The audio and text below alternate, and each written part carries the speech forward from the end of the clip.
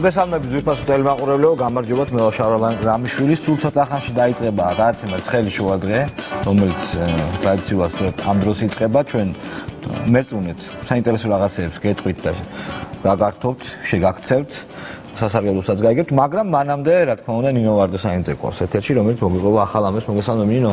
მოგესალმებით, შალვა და გაგაცნობთ პირველი საათისთვის განვითარებულ მოვლენებს.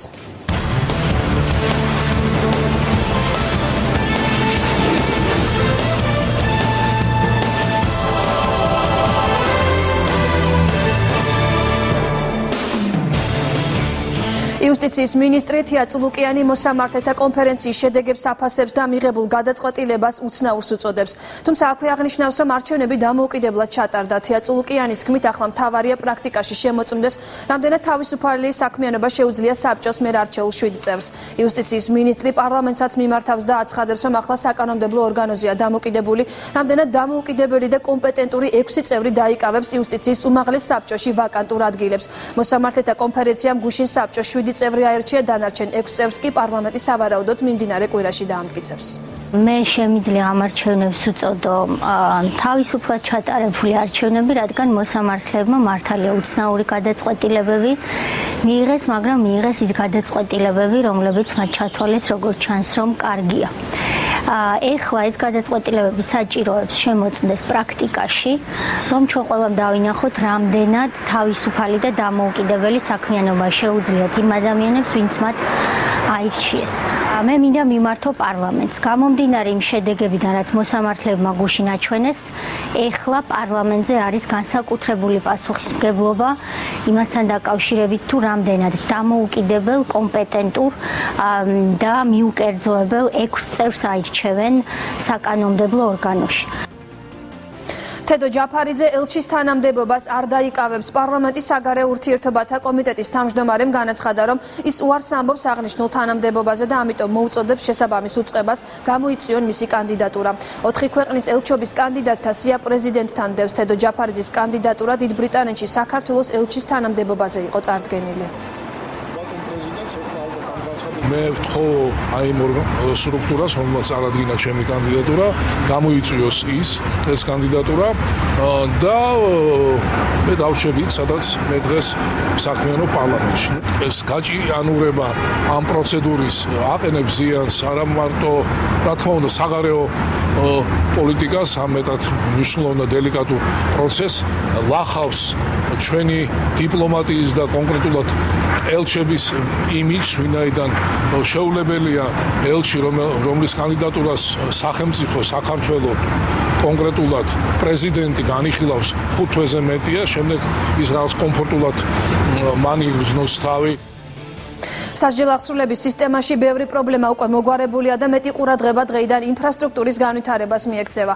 ეს განცხადება მინისტრმა სოზარ სუბარმა სასტუმრო რედისონში გააკეთა, სადაც სასჯელ აღსრულების დეპარტამენტის 6 თვის ანგარიშის პრეზენტაცია გაიმართა. მინისტრმა ვანო მერაბიშვილის მოთხოვნასთან დაკავშირებითაც ისაუბრა და აღნიშნა, რომ ყოფილი პრემიერისთვის საკანში რუკა რომ შეეტანათ, მასას და ციხის თანამშრომელსაც 3 წელი დაემატებოდათ. სუბარის განცხადებით ნაციონალურ მოძრაობას ჰქონდა კანონი, რომლის მიხედვითაც ისეთი ნივთების აღმოჩენის შემთხვევაში მაგალითად, როგორიც არის სანთებელა, პატიმარს სასჯელი 3 წლით უხან გძლივდებოდა. მსგავსი არაადამიანური პირობები სისტემაში აუცილებლად გამოსწორდება, განაცხადა მინისტრმა. რევოლუციური ცვლილებები გატარდა, შეიძლება თამამად ვთქვათ, სისტემის გაადამიანურების თვალსაზრისით, სისტემაში წესრიგის დამყარების თვალსაზრისით და პირობების გაუმჯობესების თვალსაზრისით.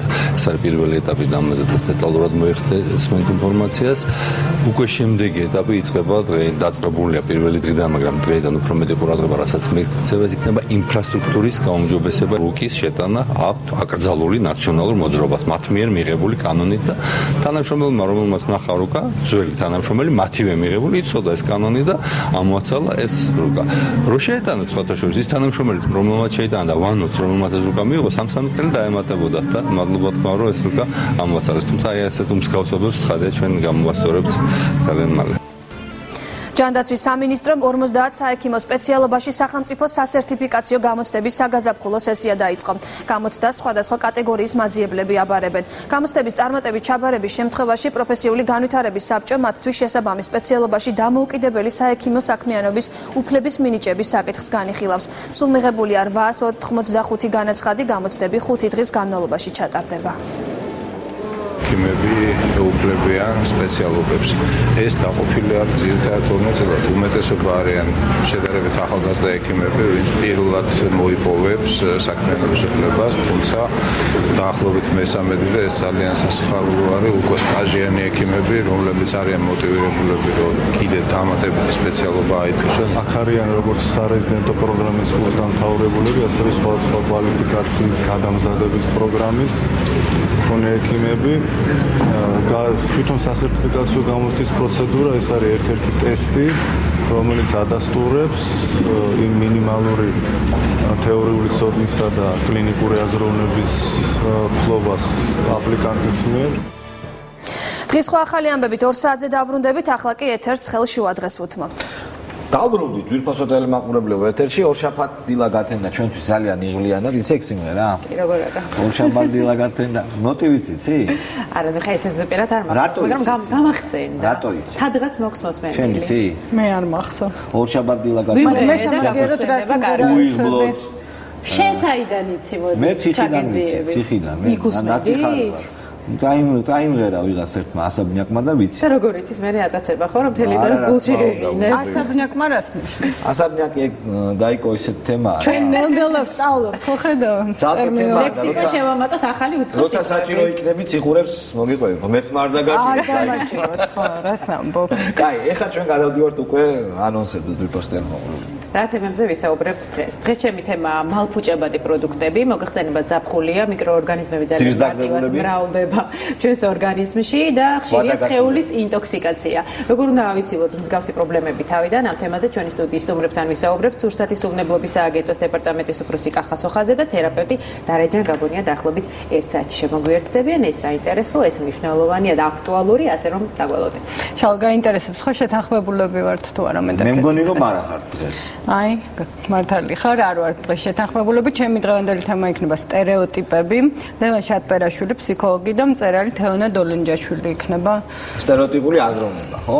სტერეოტიპული. ხო, მაგალითად მე ჩემზე გავრცელებულ სტერეოტიპებს ხშირად არ ვეთანხმები, მაგრამ რა ვქნა დღეს. აი, რა არის შენზე გავრცელებული სტერეოტიპი?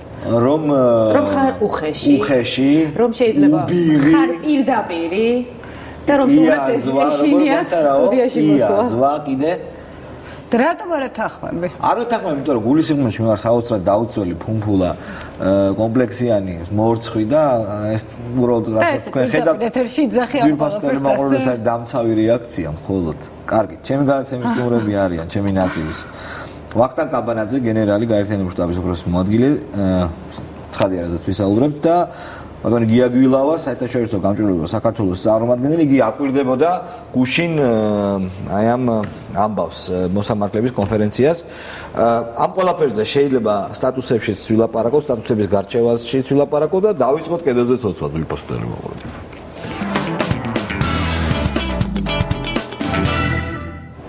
როგორც გატყობ მომზადებული გაქვს უკვე ხო? შეიძლება დაგითმო ასპარეზზე, რაღაცა დიდი პოსტები გაქვს დადებული და არა, პოსტები რა, მე მაგალითად ნახე ფოტო. ეს არის ფოტო, რომელიც გადაღებულია სამებაში, სამძიმრის დროს. თქვენ ხედავთ მიშას და ბიძინა ივანიშვილს და მე ასე დავასათაურე ეს ფოტო იქნებ გამიღიმოს, დამინახოს მაინც. და კომენტარები როგორი? კომენტარები არის რა, აი კიდე შეგიძლია ნახოთ აქ. ვერ დაინახა ხო? არა, ნუ ის ბიძინა იყურებოდა წინ, ხელი ჩამოართვა და იყურებოდა და მიშა ეს მონოდინით თვალებით უყურებს, რომ იქნებ დამინახოს და იქნებ ხელი ჩამოართვას და გამიღიმოს, მაგრამ საერთოდ აი ესეთ მდგომარეობაშია, პატარა ბიჭის მდგომარეობაში, რომელიც რაღაცას წაასწრეს და რაღაცას დაჟიან, ალბათ მურაბას არ მისცემენ დესერტზე. კარგი, ეს ჩემი პირადული გამოხატულებაა და კიდე ერთი პოსტი დავწერეთ თქვენის ნებართვით შემიძლია ვთქვა, რას ეხება გუშინდელ კონფერენციას, რომელიც წააგავდა პაპის არჩევის ცერემონიალს, მივაწერე ეს მეთქი. კონკლავია თუ თუ კონფერენცია, თეთრი ბოლი უნდა გამოუშვას. კარგით, გადავალთ სხვა სახის პოსტებზე. არსებობს სამი ტიპის ადამიანი თურმე, ლიდერი, ის ვინც ლიდერს მიყვება და ლუზერი. კი, ეგ ვიცით, მე რა. არა, არაფერი, მომეწონა პოსტი და ამოვიკითხე. დაწერეთ ზაფხულის საყვარელი რამე, ასეთი პოსტია. ხო, თეთრ რა გახსენდება პირველ. ზღვა, კეთის ახსენდება ზღვა. შენ რატო ლაპარაკობ ჩემს მაგიორ? შენი აზრით? კარგი იყო ზღვა, გამახსენდა. გენეტრება ყოველთვის. შლიოპანცი. აქ წერია ცივი ყავა. ლუდი კარგია, მაგრამ ზაფხულის ლუდი სულ სხვაო და გეთანხმებიო ზამთრის ლუდი და ზაფხულის ლუდი სულ სხვადასხვა რამ არის. ლუდი თუ გიყვარს ზამთარში და ზაფხულშიც კარგია. ხო, მაგრამ ზაფხულს განსაკუთრებულად უხდება. სიმწვანე. სუფთა ჰაერი, მცენარეები, წნეთი. და რაღაც მივხვდი რომ ეს პოსტი რო წავიკითხე, მივხვდი რომ ძალიან მომინდა უცებ ზაფხული. ნამდვილი ზაფხულია. რეალურად ზაფხულია, თუმცა ამინდზე ვერ ვიტყვით. ამინდები ხო. ხელს არ ვიწყობს. სხვათა შორის იცით თუ არა, რომ თურქეთის პრემიერმა ერდოღანმა მოუწოდა თავის მომხრეებს ხელისუფლების ხარდაჭერი აქციის გამართვა. და ეს არის ძალიან ცუდი, იმიტომ რომ ყველა ის ხელისუფლება, რომელიც აი ესეთ რაღაცას აკეთებს, ანუ თავის მომხრეებს არაფორმულად კრებს, სულად დამთავრებს. ჩვენ გვახსოვს ახან აბაშიძე, რომელმაც ეს გააკეთა და კიდევ ბევრი რამ. მიშა, რომელმაც ეს ქნა. არ არის სწორად. თურქეთის სხვა შორის ძალიან დაძაბული ვითარებაა. ორხან პამუკმა თქვა, რომ არასოდეს არ ყოფილა ესეთი ადამიანის უფლებების ჩაგვრაო, როგორც ეხლაო რა, ამ იმის დროს. კიდე რა გვაქვს? კიდე აი ბევრი ესეთი პროგნოზთან დაკავშირებული და ამინთან დაკავშირებული პოსტებია დილიდან. მეც რო არ ვიცი, სამაგიეროდ ჩემმა მანქანა მიცის თურმეო. რაღაც მოიკოჭლებს სტატუსები წვიმაზე, რამე კრეატივი ჩადეთ ქართველნო. დატო ხაბაზიშვილი ეთხოვს. წვიმასთან არ არის კავშირი. ლევან შახნენკო წერს, მე დილით სამსახურში გონდოლათი მოვედი. შენ მე თქვა რომ ყველა საუკეთესო გამოსავალი იქნებოდა. მომინდომეს ვენეცია, არ გვინდა ეხლა ეს. გონდოლა და გონდოლიერი და გონდოლიერი დაწერა თეატრმცოდნემ ამ სეზონის ბოლოს რა იყო ყველამ რომ მისცეთ კარგი სპექტაკლებიო, ეს ალბათ იგულისხმება თემურ ჩეიძის სპექტაკლი, ლევან წულაძის სპექტაკლი და დათა თავაძის, რაც მე სამწუხაროდ ვერ მოახერხე მისხვა, თუმცა ძალიან ბევრი ახლობელი იყო და თქვეს რომ არჩეულებრივი სპექტაკლებია. განზარდიაშვილი წერს. აუცილებლად ვაპირებ მისვლას თუ გინდათ თქვენს სამივეზე იყვნენ? კი. ყოველთვის გადადე ხვალისთვის იმის გაკეთება, რისი გაკეთებაც შეიძლებაო, წერს ნანა ზარდიაშვილი და დღევანდელი კვირტის თემა გამახსენდა. ყოველთვის გადადე ხვალისთვის იმის გაკეთება, რისი გაკეთებაც შეიძლება. ანუ თემურჩხეიძე აქ არის და თემურჩხეიძე აქ არის. გვანცა მოვიწიოთ თუ შეიძლება თემურჩხეიძე რა. აუცილებლად ძალიან საინტერესო 80 წიგნი, რომელიც უნდა წაიკითხოს სანამ ციხეში ხარ. შალვა, რამდენად ნაყოფიერი იყო? ჩიპოლინო. არა, ეს არის ვანო მერაბიშვილის. უნდა დაიწყო. იაკო გოგებაშვილის დედაენა, საჭიროა მაინც. მე ჩიპოლინო, დაჩის ზღაპრები, ცეროდენა, შენთვის პირადად ლიონბერგელი იყო ის 4 წელიწადი ციხეში. მე წავიკითხე ძალიან ბევრი წიგნი, რისთვისაც მადლობა სააკაშვილს, აი ამისთვის ნამდვილად, იმიტომ რომ მეგობრები რო წიგნებს გიგზავნიან, როგორი განწყობა? ესე იგი, მინდა გითხრათ, რომ კეთი კეკელიამ შემომიგზავნა წიგნი და ხო ვაფასებ ამ გოგონას, ჩემთვის გოგონა იქნება. მაგრამ ორჯერ და სამჯერაც კი უფრო მეტად დავაფასე, როცა ისეთი წიგნი შემომიგზავნა, რომელიც მე ძალიან მაინტერესებდა. გურჯიევი შემომიგზავნა. ესე იგი, ასეთი დონის გაქანება ქალისგან ზოგადად. ეს იყო ერთ-ერთი ძლიერი დარტყმა ჩემს სექსიზმზე და მივხვდი რომ ხალი არის თანასწორია. სტერეოტიპი, ეს არის გენდერი. ხო და მე აი სწორედ კეთი კეკელიასნაირი ქალების გამო ინგრევა ეს სტერეოტიპები ჩემში. კარგი გვეყოფა ხო ეხლა თუ გააკ კიდე თუ შევინახო. აი თემურჩხეიძეზე საუბრობდი შენ და სხვათა შორის აი ამ სპექტაკლს რომ დგამდა. რომელი სპექტაკლი? სპექტაკლს ქვია კრონჰოლმის მეთოდი. აჰა. მერე? და ამ სპექტაკლს რომ დგამდა, ამ ყველაფრის შესახებ ვიდეო მასალა გადაღებული და უნდა გაკეთდეს ფილმი. კი ბატონო, კარგი, საინტერესო იქნება. თქვი აბა შენც და ატარეთ იესამნისფერი ის სფეროა, რომელიც მიანიშნებს თქვენს გონიერებაზე, შეუღამეთ ეს სფერი ნაცრისფერს, რათა ხაზი გავუსვათ თავდაჯერებულობას და სიძლიერეს. დღეისთვის სულ ეს. ჩვენ გადავდივართ უკვე სტუმრებზე და მცირე ხანში აქ ბატონი გენერალი ჩემოვა რეკლამის შემდეგ.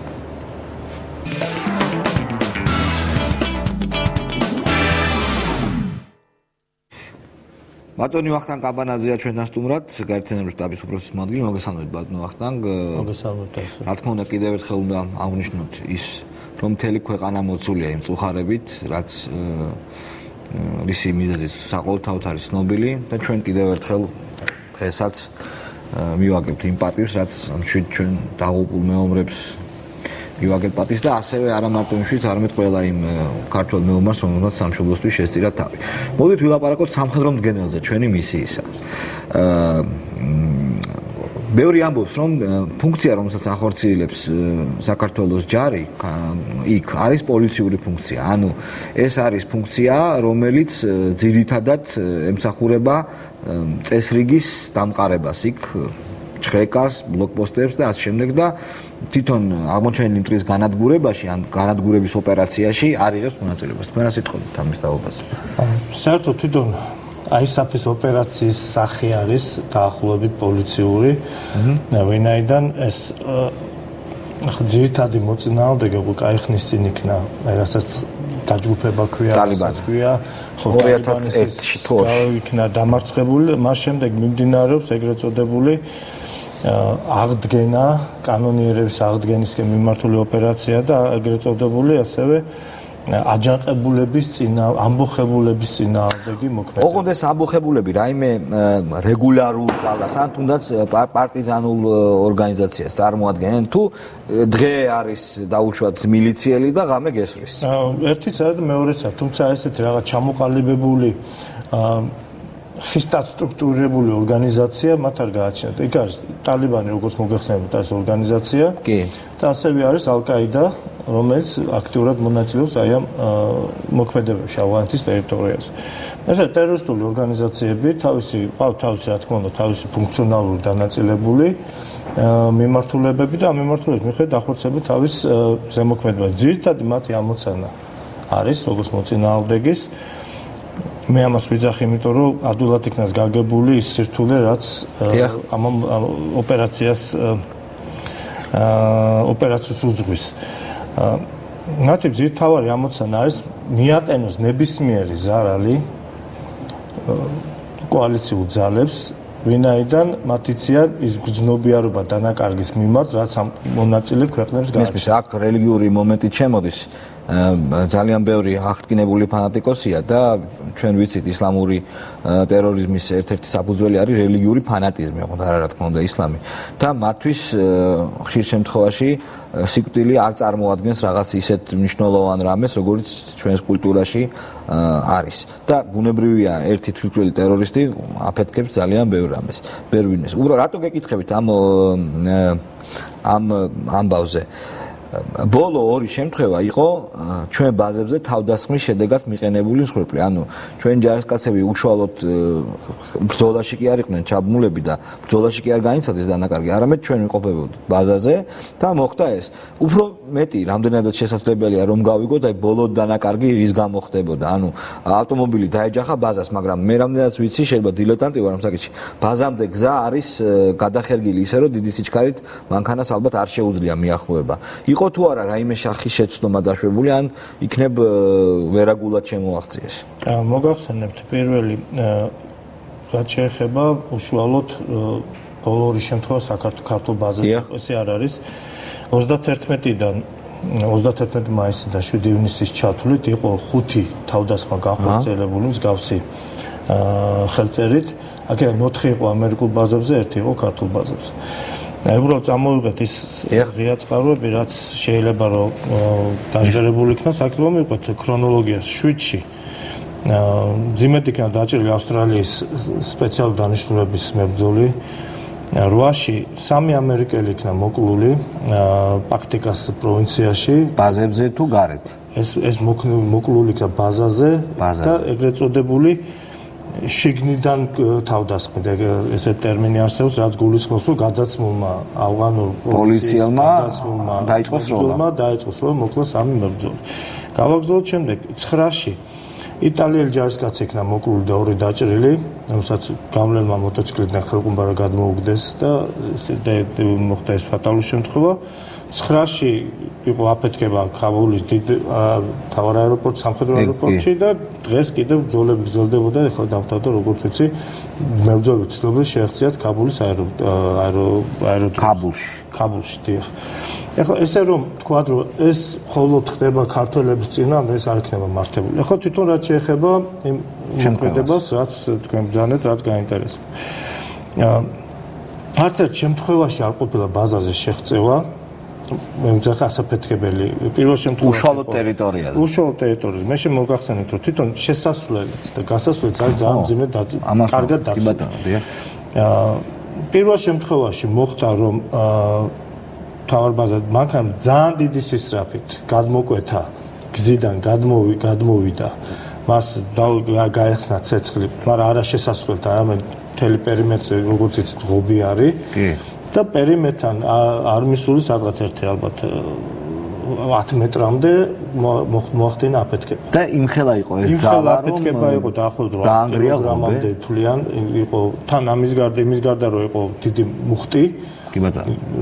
ამ ასეულობით გრამის მუხტი 800 კილოგრამამდე მუხტი იყო. 800 კილოგრამი და იყო ალბათ დიდი ალბათობით ფაბრიკული ქარხნული წარმოების ასაფეთქებელი ნივთიერება, რომელიც გაცილებით ძლიერია ვიდრე ისე გვარჯილისგან დაკეთებული ბატონო.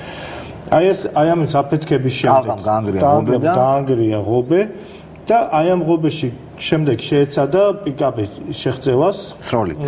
იქიდან ჩამოქვეითდნენ და შეეცადა შეღწევას. დაიღუპნენ სწორედ სროლის დროს და არა აფეთქების დროს. ჩვენები დაიღუპნენ აფეთქების დროს. აფეთქების დროს ღობესთან იყო.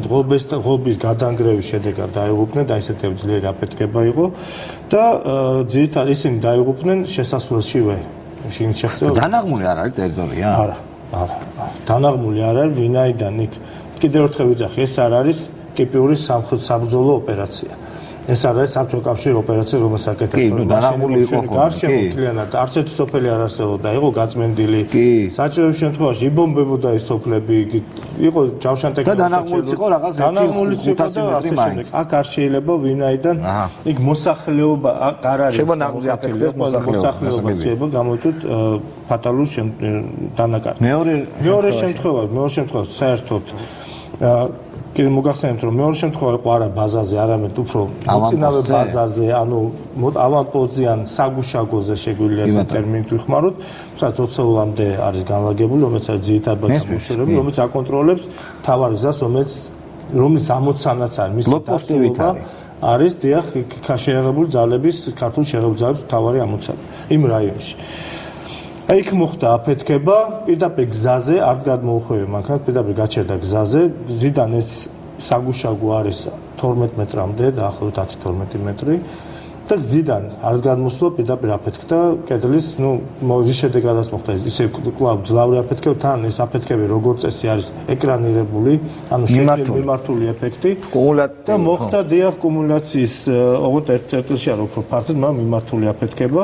რამაც გადაანგრიეს კედელი და ნანგრევებში და აფეთქების ტალღა დაიყვნენ ჩვენ. რა ზომები გვაქვს ახლა მიღებულია? ახლა ხომ ჩანს რომ აქვთ ისეთი სამხედრო ასაფეთქებელი ნივთიერება, ალბათ C4 ან რამე, რომელიც ამ დაცვის ზომებს, რომელიც გაქვთ არ უზრუნველყოფს და რამე შედეგი ჭკუა ვისწავლეთ, ანუ ან უნდა დავნაღმოთ, ან ბეტონის ბუნკერი უნდა იყოს. რა ვიცი ხა მე არ ვიცი ეს და უბრალოდ თქვენ გეკითხებთ როგორც სპეციალისტი. მაგრამ ხო შეიძლება ხვალ მაგალითად კიდე გამეორდეს. კი მართლაც ბრძანდები და ამაზე მიმდინარეობს მუშაობა აქტიურად, ხა უბრალოდ იმ დაღუპულებს საშუალებად სამწუხაროდ. რა თქმა უნდა. თუმცა ამაზე მიღებულიც იყო. ეხლა მოგახსენებთ კიდევ არის ჩვენი ბატალიონის მეთაური, რომელიც არის ქართული დანაყოფის მეთაური, ის არის სადღაც დაახლოებით მეოთხე დონის მეთაური, იმიტომ მასზევით არის რეგიონალური სარდლობა, საზღვაო ქვეითების სარდლობა, მერე უშუალო დანაყოფის დაჯგუფების სარდლობა, დანაყოფის სარდლობა და ამის შემდეგ არის ბატალიონის ჩვენი ბატალიონის მეთაური. მეთაურმა მიიღო ყველა ზომები, მიღებული ყველა პროცედურული გაწერილი. ეხლა როგორ ხდება? ბაზები არის აშენებული. ჩვენები იკავებენ იმ ბაზას და შედიან შეგდებ რუსების დროს. არა, ეს ბაზები რომელიც არის გაკეთებული, ეს არის ამერიკების მიერ, აი ამ ჰესკოებით ეგრეთ წოდებული, აი კედლებით აშენებული.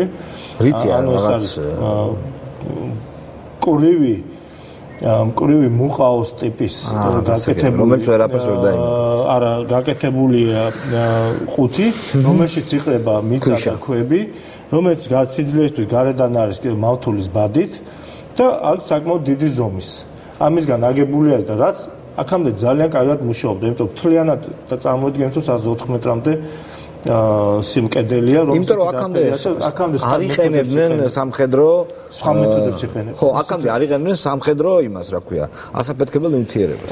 ამის გარდა გამოყენების გარდა თვითონ მეთოდებიც სხვა და ეკრანირება აი ეს მაგალითად ჩვენ სადაც ვიყოფებთ, ხო? იქ არის ძირითადად პაშტუნები დასახელებული. პუშტუნები, კი. პუშტუნებს ქართველები ეძახით, ეს პაშტუნებია. რომელიც არის მეომარი ხალხია. მეომარი ხალხი თვითონ შიგნითაც არის სხვადასხვა ტომები, ალიზიას ტომი, ალაზია, ლაიზია, უზბეკები ასე შემდეგ და არა, თვითონ ტაჯიკები და პაშტუნებში, პაშტუნები, ქვეტომებია, ხო? ქვეტომა, იმას შიგნით კიდევ საკეთომებია. და მათთვის დამახასიათებელი, ახლა როგორც მოწინავე ითვალისწინებ, ხო, მათთვის დამახასიათებელი არ იყო აი მსგავსი თვითმკვლელი კამიკაძეების გამოყენება. მათთვის დამახასიათებელი შორი მანძილიდან სროლა, დანაღმვა, რაც ასე თუ ისე წინამდებობას უწევდით და საკმაოდ ეფექტურადაც. ეს გამოჩნდა ახალი მეთოდი. ახლა დროულად ადაპტირება არის ამაზე საჭირო და სხვათა შორის აი საგუშაგო ვინაიდან ახლოს იყო და ერთხელ განხორციელდეს გადაწყვეტილი იყო გამოყვანა ერთი გამოვიყვანეთ ერთ საგუშაგო ამისთვის რო გამოიყვან სადღაც უნდა გაკეთეს წინასწარ ის მზადდებოდა უბრალოდ ვერ მოესწრო დროში აი ამის გაკეთება თქვენ ხო არ ფიქრობთ უკვე ვაკეთებთ თქვენ ხო არ ფიქრობთ რომ ძალიან კარგი სამხედრო სპეციალისტები გაუჩნდათ იქით ხარეს რომლებმაც აი ეს ძალიან ოსტატურად დაგეგმეს, პლუს ასაფეთქებელი ნივთიერებაც მოიპოვეს. ხელწერა ხო არ არის უკვე არა ვიღაც სამხედრო საქმეში გაუთვითცნობიერებელი ტომის წევრის, არამედ სპეცსამსახურის ან სამხედრო სპეციალისტის. არა, მაგათ არ აკლდათ თავიდან გეტყვით, რომ ეს კიდევ ერთხელ ვიძახ, აქ არის ალ-კაიდა, აქ არის ტალიბანი, ეს თვითონ პაშტუნი, რომელიც არის მოსახლე, რომელსაც იყენებს თქვა ის ტალიბანი, იქიდან შემოდიან, ეტყობა შემოვიდნენ ის ჯგუფები, ექსპერტთა ჯგუფები, რომელმაც გააქტიურეს თან სეზონია ეს ისეთი, როცა ყოველმუდმივად აქტიურდება ამ სეზონში აი მსგავსი თავდასხმები. აი ეს შემოსულები არიან, ეტყობა შემოტანილი არის ეს ასაფეთქებელი ნივთიერები და მეთოდები აი ამ მეთოდზე და ამ პროცესში ამ მეთოდს იყენებენ. თქვენ შეგიძლიათ გითხრათ რომ აი მალე ალბათ ერთი თვეში არ ვიცი, გონირული რამდენია, ასეთი ტაქტიკის წინააღმდეგ ჩვენ ეფექტური იარაღი გვექნება. მე შემიძლია გითხრათ, რომ უკვე დღეიდან დაწყებულია, რომ ჩვენ ბაზებზე აი მსგავსი იარაღი მანამდე დაწყებული იყო, უბრალოდ პირველი აფეთქები და რეაგირება იყო და დაწყებული იყო საინჟინრო გაძლიერებები ამას შესაძლოა. რაღაცა თხრილი უნდა, რაღაცა უნდა. გათხრები ჭირდება, რომელიც არ უნდა იყოს უხეშად რო თქვა, დამაზიანებელი მშვიდობიან მოსახლისთვის და შემაფერხებელი უნდა იყოს მოწინავე. ამაზე კეთდება აფეთქების ტალღის შემამცირებელი საშუალო ზომები იღება და ახლა დეტალი ნამდვილად. არა, მესმის, გასაგებია. მოდით როგორ თქვა, იცით, როგორც მე ვატყობ გულახდილად რო თქვა, სამხედრო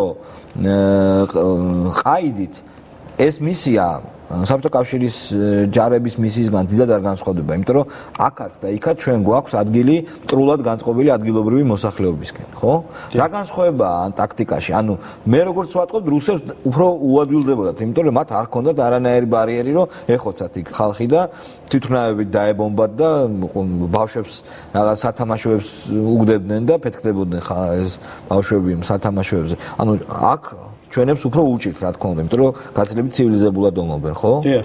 არის ეგრეთ წოდებული ომის წარმოების წესები, rules of engagement, რაც არის აუცილებელი ყველა სამხედრო მოსახლეობისთვის. კი, კონვენციებით არის ეს. აი ეს კონვენციის გარდა კიდევ დამატებით გამომდინარე საბრძოლო მოქმედების თეატრიდან. აი აქედან გამომდინარე, აი ეს არის საკმაოდ ხისტი. მე ვიტყოდი რომ ზოგიერთ შემთხვევაში თვითონ სამხედრო მოსამსახურის უსაფრთხოების დამაზიანებელიც კი, მაგრამ ეს არის ზუსტად ის ნაბიჯები, რაც არის საჭირო, არის ეგეთი გამოთქმა გონებისა და გულისათვის ბრძოლა. ანუ ეს არის მოსახლეობის თავის ხარაზე გამოყვანის მეთოდია. ახლა რამდენად ამის გარდა ვინაიდან ISAF-ს აქვს თავისი რაღაც თავის გეგმა, რომელიც უნდა ნელ-ნელა დასრულდეს.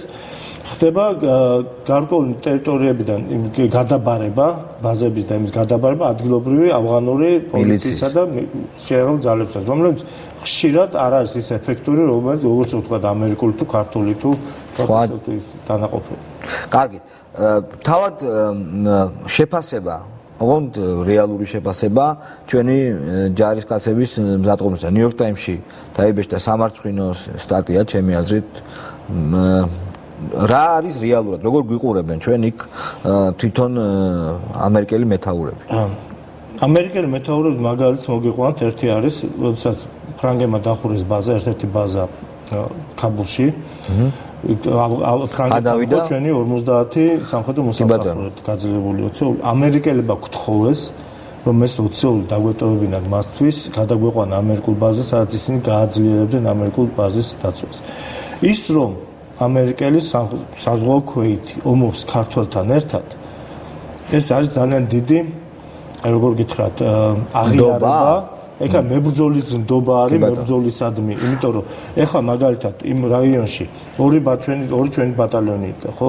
ერთი გამოვიყვანეთ და გადავიყვანეთ თავარ ბაზაზე, სადაც შედარებით უფრო წყნარი ის არის. ჰელმანდში, ოღონდ თავარ ბაზაზე, მეზერნიკის ბაზაზე გადაყვანეთ. სადაც არის დიდი ბაზა და სადაც დიდი საერთოდ იქ, თუმცა იქაც იყო თავის დროზე თავდასხმები და 6 თვითმფრინავს კი დაუწეს ბასტიონზე ბრიტანელებს ავღანელებმა. ჰაერში? არა, მიწა შევარდნენ იმაში და საკმაოდ აქტიურად წყნარი ადგილი არ არის. არსად არ გააჩნია ხო, იქ გააჩნია უბრალოდ ინტენსივობას. და ჩვენს იმის მაგალითად, იმ ქართველი ბატალიონის მაგალითად ამოვიდა, დაგვიდგა გვერდზე ამერიკელი საზღვაო ქვეითების ბატალიონი. ასე რომ ჯერეთის იმ გამოთქმებზე რომ იქნება გამოვიყვანეთ ჩვენ, მაგრამ ამან არ შეამცირეს ეს დანაკარგი. ჩვენი უფრო ნაკლები ყავს ქართველი, თქვა იმ ძალიან ცხელ წერტილში ვიდრე ყავდა. დანაკარგი დამთ არ შემცე პირიქით გაგვეზარდა. მესმის. და ამის გარდა ის ამერიკა რომელიც შენ გვერდზე დგას, არის შენს იმედად, იმიტომ რომ მარცხენა ფლანგიდან თუ მარჯვენა ფლანგიდან მეზობელი აუცილებელია, უცოდი იმის იმედზე იყო, ასე ზურგიდან ვიყავდა.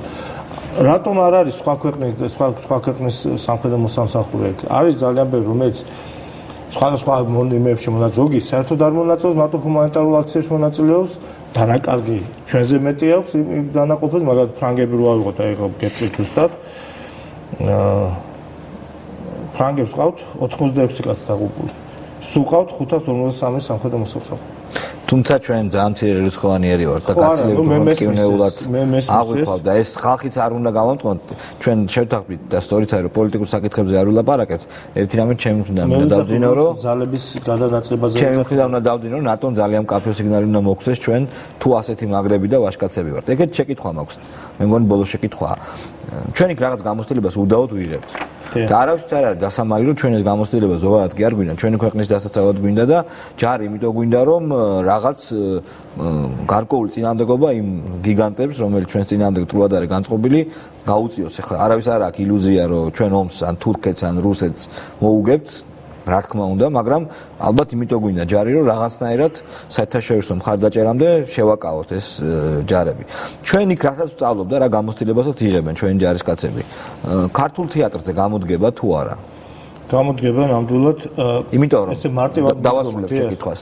იმიტომ რომ იქ კიდევ ერთხელ მე დილეტანტი ვარ, მაგრამ საკითხულიდან გესაუბრებით, რომ იქ არის მთელი ინფრასტრუქტურა მხარდამჭერი აი ამ ჯარებისა. თანამგზავრები, ავიაცია, აპაჩები, ყველაფერი რა. და როცა რაღაც წინააღმდეგობა, აი გამოიძახებ არტილერიას ან ავიაციას და იმ წერტილოვნად ლაზერული ბომბებით და რაღაცებით დაგიბომბავენ და ჩვენთან ეს არ არის. ანუ ამ შემთხვევაში ხო განსხვავებულია თქო. განსხვავებული კიდევ ერთხელ მოგახსენებთ, რომ ეს აქ რა თქმა უნდა, ეს არ ნიშნავს, რომ აი მარტო იქ გავაგზავნეთ და ამით გადაწყდება ქართულ შეღებულ ძალების მომზადების საკითხები. არა, აქ თავისი დამატებით მომზადებას მოითხოვენ, მაგრამ არის საომარი მოქმედებების სპექტრი, სადაც ერთ-ერთი ნიშა არის ზუსტად აი ესეთ არაკონვენციონალური ბრძოლებში მონაწილეობა და გამოცდილების ალბათ ფსიქოლოგიურის გარდა მართვის სისტემები, თანამედროვე მართვის სისტემები, რომელიც პროცედურები, რომელიც ასე აუცილებელია დაენერგოს ეს ბატონობის მართვის გოლიდან დაწყებული მართვის ცენტრების მუშაობა, ამას სწავლობს. ჩვენ ავტონომიურად ვართ თუ ვიღაც იქ უშუალო ბრძანებებს ვემორჩილებით. ანუ აი მართვა რამდენად ავტონომიურია ჩვენი. ჩვენ შეგვიძლია დავში ჩვენმა მეთაურმა თვითონ დაგეგმოს რაღაც ოპერაცია. დიდი არა, მაგრამ აი თავისი იმის ფარგლებში კომპეტენციის ფარგლებში შევდაგებ, მაგრამ ეს რა თქმა უნდა შეთანხმდეს ზემგումთან და ეს უნდა ჯდებოდეს საერთო ოპერაციებში, საერთო ოპერატიულ სურათში, გეგმებში. რაც არის ამდენად ჩვენი მეთაური ძირითადად დიდებს ამოცანას ზევიდან, სარდლობიდან. და გამოცდილებას იძენს თუ როგორ უნდა ურთიერთქმედების გამოცდილებას იძენს მართვის რგოლებში მუშაობის გამოცდილებას იღებს მართვის ცენტრებში გამოცდილებას და აი რუსული გამოცდილებისგან განსხვავდება ხო ამერიკული აი მართვის გამოცდილებიდან მართვის გადაწყვეტილების მიღების პროცესია ძირითადი განსხვავება იქ უფრო საკომანდო იქ იყო უკვე გამოცდილებას არ კავშირი ჯარში მსახურობს და მე უკრაინის ეროვნულ აკადემიას მომდამთავრებია. ნუ იქ საბჭოთა ყაიდია, ხო? დაახლოებით 2. კი, და თავარი განსხვავება არის რომ საბჭოთა სისტემაში, ანუ რუსულ სისტემაში თუ გეტყვი, ხო, არ ვიცი ხა საბოლოო იმაში დიდი ცვლილებები მე მგონი არ არის. ყველაფერი მოდის მეთაურიდან. კი. ინიციატივა არ არის. მეთაური არის აკეთებს ჩანაფიქს, მეთაური აკეთებს ბრძანებას და ასე შემდეგ. კი, კი. აქ მეთაურს უმზადებენ შტაბი უმზადებს რამოდენიმე ვარიანტს ჩანაფიქრს. ის ირჩევს, აკეთებს აი შეჯიბს და დემოკრატიული არის, იცი, დემოკრატიულის გარდა აქ არის გადაწყვეტილების მიღების პასუხისგებლობის მორალური პასუხისგებლობა. როცა მარტო შენ იღებ, როცა შენ ახარ, რა თქმა უნდა, იქაც მეთაური იღებს საბოლოო გაწყვეტილებას, მაგრამ როცა შენ უშუალოდ ხარ, ამით შენ ხარ პასუხისგებელი ხელმძღვანელი. ვცდილობ რომ ნაკლები რისკით იმას, როცა ერთიანი გზნობა არის, აი ერთად ვაკეთებ ამას ერთიანი. ანუ უფრო თამამია გადაწყვეტილებებში ამერიკული სარდლობა რისკის აღების კუთხით და უფრო საბჭოთა სისტემა არის უფრო თხილობს მეთაური რომ ან ხალხი არ დახოცოს, მაგრამ საკუთარ ხალხს არ უთილდებოდნენ როგორც ესენი, არამედ მეთაურთან ყოფილიყო საბჭოთა იმაში ძალიან ჭკვიანი რომ მიიღოს ძალიან სწორი გადაწყვეტილება. აქ მთელი შტაბის მუშაობა არის. ანუ იქ უფრო ინდივიდუალურ ფაქტორზე იყო დამყარებული აქ სისტემა. უფრო ავტოკრატიული და აქ სხვა სისტემა. და ბოლოს მინდა გითხოთ, საბრძოლო განწყობა ცხადია იმოქმედებდა ეს პირდაპირ გეტყვით, იმიტომ რომ ასე მალე ამდენი დანაკარგი ნებისმიერი ჯარისკაცისთვის და ნებისმიერი ნაწილისთვის არის პრობლემა. როგორია მორალური განწყობა ჯარში და როგორ გადააქვთ აი ეს სიმძიმე? დღესაც აი ამ წუთშიც ჩვენი ჯგუფი არის ჩასული გადათამაშ შტაბიდან, მოადგილეც იმყოფება, ინჟინერიც იმყოფება, სარდალი იმყოფება, სარის მოვლების შემსრულებელი სახმელთო ძალების, რომ ხარი დაუჭრენ ამ მორალურობას. აქ არის ორი უკიდურესობა. შეიძლება არ უნდა გადაიზარდოს რევანშის აღების გზნობა შურიძიებაში ადგილობრივ მოსახლეობას ნამდვილად შეიძლება იყოს და ამიტომ ეს შესაკავებელია და დროულად არის ეს მოყვანა იმით და მეორე არ მოხდეს დათრგუნვა პირიქით ისე არიან მომზადებულები ჩვენ ბიჭები რომ მეორე გამორიცხულია პირველია ახლა მებრძოლი რომელიც ფეხი დაკარგა ავღანეთში, ეხლა იქ მსახურობს, კიდევ იქ არის. აი შესაძლებელია და იწერება, მოგდის წერილები, რომ გთხოვთ გამიგრძელოთ დარჩენამდე და გავაგრძელო ავღანეთში მსახურება. პროტეზით არის. და აი პირველი საშიშია განსაკუთრებით. რა თქმა უნდა, როდესაც ესეთი ოპერაცია, როდესაც არის კიდევ ერთხელ ვიძახი, მოსახლეობასთან კონტაქტისაც რთული არის, არ არის, მაგრამ არ უნდა გამოიწვიოს ზედმეტი აგრესია სამხედრო გადაწყვეტილებების მიღების დროს ამან არ უნდა იქონიოს გავლენა რომ მიიღონ უფრო მკაცრი გადაწყვეტილება და ისე ახსრულების დროს სამხედრო მოსამსახურე უნდა შეიკავოს თავი. დიდი მადლობა იმისთვის რომ მოხვედით. მე მომაწვამს იმისე რომ რა თქმა უნდა ეკონომიკური შემადგენელი мотиваციაში არის, მაგრამ ალბათ ეს არ არის მთავარი, იმიტომ რომ ჯარისკაცი რო ხარ და რომ მიდიხარ სიკვდილზე რომ მიდიხარ, რამდენი უნდა მოგცენ ახლა იქ ფული რომ ეს იყოს მთავარი мотиваცია ამ საქმეში და ამ ამბავზე წასვლის. არის ალბათ თვითონ ხასიათი ადამიანის და სურვილი რომ ხედრული სულისკვეთება. დიდი მადლობა, ჩვენ ვისურვებთ რომ ეს მსხვერპლი გვაკმაროს ღმერთმა და მეტი ასეთი საშინელებები არ დაგმართუნდეს, თუმცა კიდევ ხომ გომია და ყველაფერი შეიძლება მოხდეს. დიდი მადლობა, ბატონი ვახტანგ კამპანაძე იყო ჩვენი განაცემის სტუმარი. კარგად გრძანდებოდეთ, ჩვენ შემდეგ სტუმარს ველოდებით. კარგად გრძანდებოდეთ.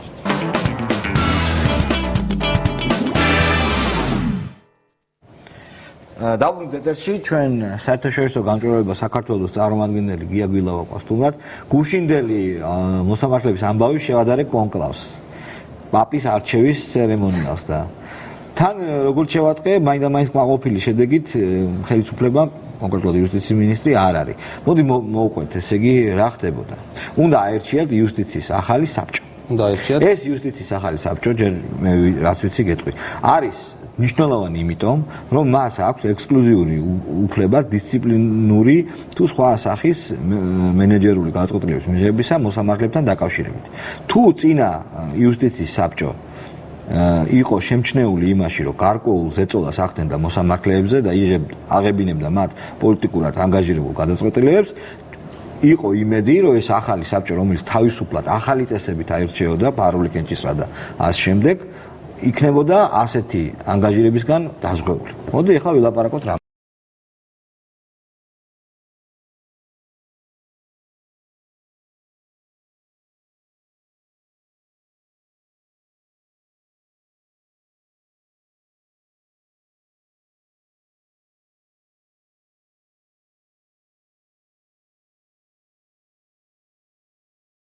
ფოტო ყველაფერი რა. ანუ მნიშვნელობას რაც შეეხება, ეს არის ძალიან მნიშვნელოვანი ორგანო. გარდა იმისა, რაც ჩვენ ჩამოთვალე, მოსამართლეების დანიშვნის უფლება აქვს, სკოლაში მიღების უფლება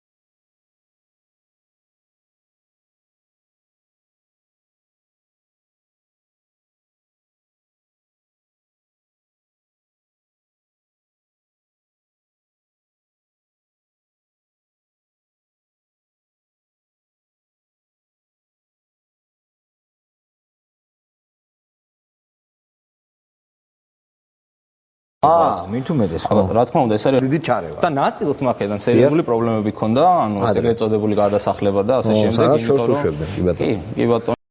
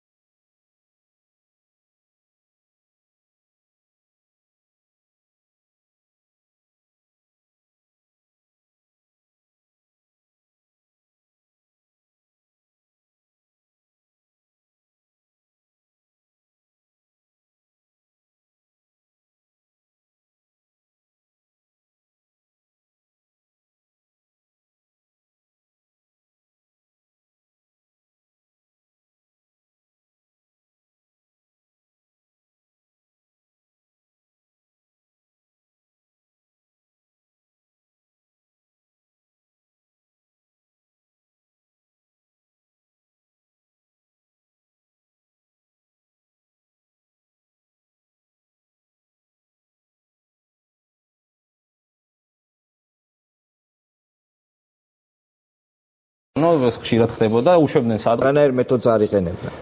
ეს იმას ნიშნავს, რომ რა პრობლემაა, დაიბარებდნენ ვიღაცებს, როგორც ადრე ხდებოდა ძმას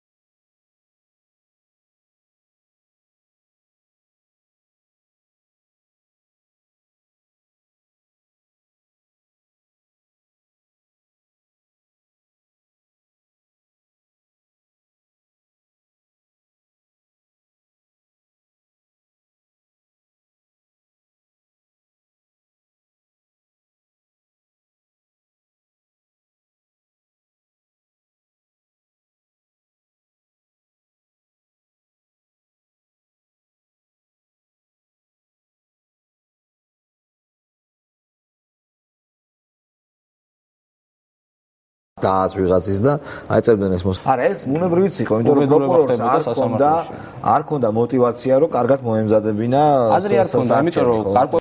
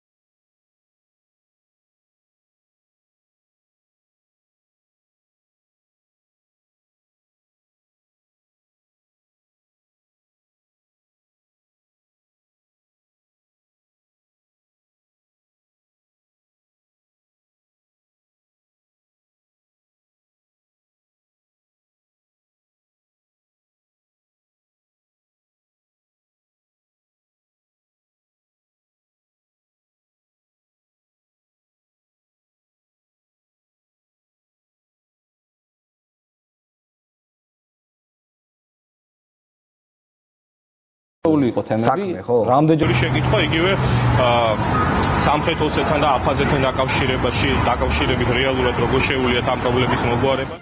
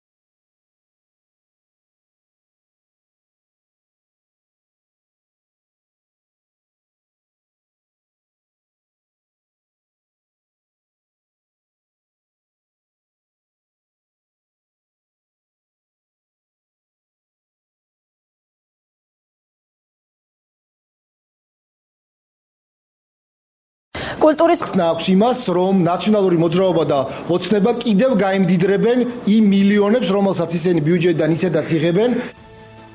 ევროპის ფოსტები